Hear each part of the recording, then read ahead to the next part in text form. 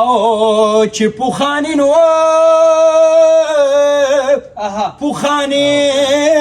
وختونه یاد کما او سر په څنګله کموخ کې کتا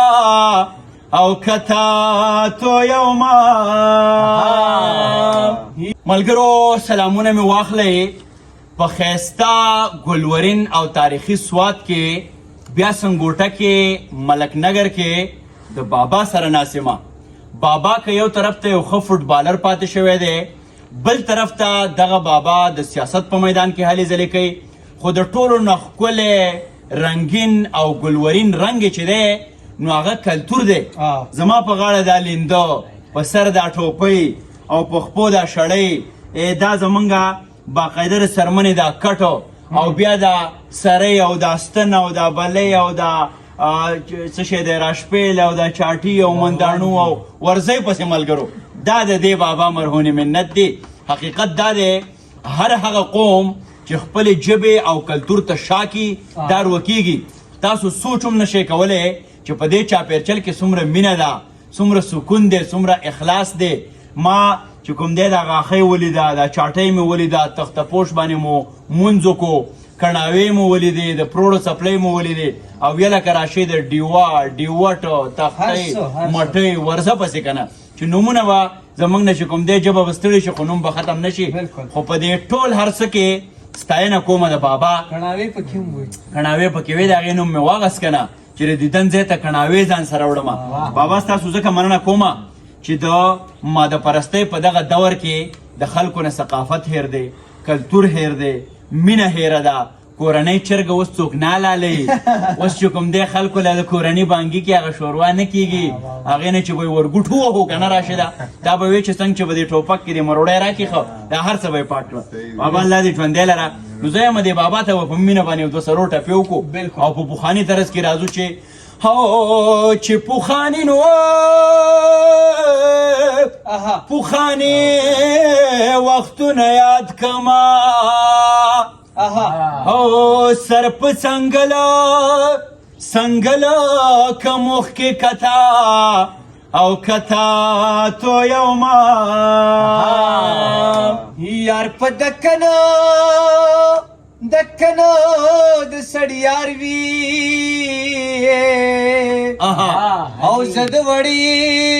وړي غونډه پنا شوم هیر دې کړما او یا قربان شما او ستا یارانا او د چتو ښکار دی نو څوک چې د چتو او ښکار کوي تش به رازینا او ستا یارانا مې کړی نه وې ځان مې د سینو او سین په چپو وړې کوړې وې مینا او یلزار شما او جانان می دنگا کدنگا د زمان دريما د دیدن زیتا او کڼاوې ځان سره وړما او کدیدن کی او کی تلوار اوکا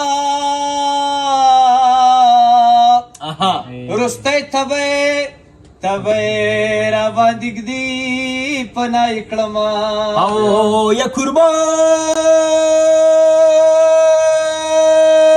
شما های په سمندر جانان لا وکړما په کنارا را سره زی کزی ډاډ را کوینا او د سین په منځ کې دی ګل راکا لاس تیرانکو د ميو خوراک دې کړما واه او دا د بابا ته ډالۍ وي چې هی او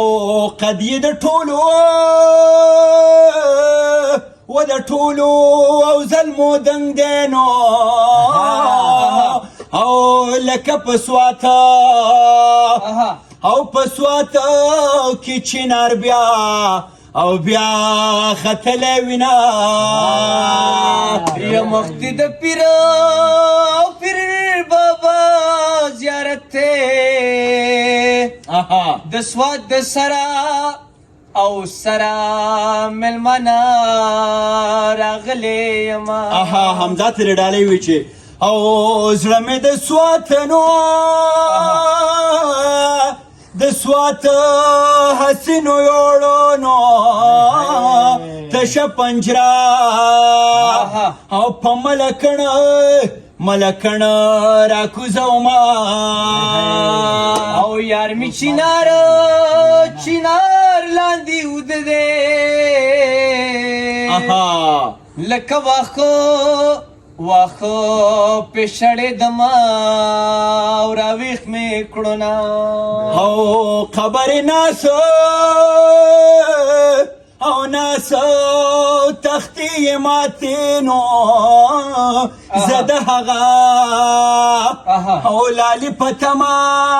په تما ناسته یما او نه به ژوندی یم نه به بیا په ګلوار راشي نه به په ما باندې تیر شوی نو بهار راشي نه به ژوندی یم نه به بیا په ګلوار راشي نه به په ما باندې تیر شوی نو بهار راشي نه به په ما باندې تیر شوی نو بهار راشي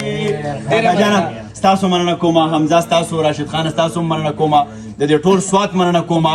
سوات زمونږه د مینې محبت د امن ټاټوبی دی په دغه سردرو کې به د مینې کر کوو د دغه امن په دغه ځانګړي ټاټوبي کې به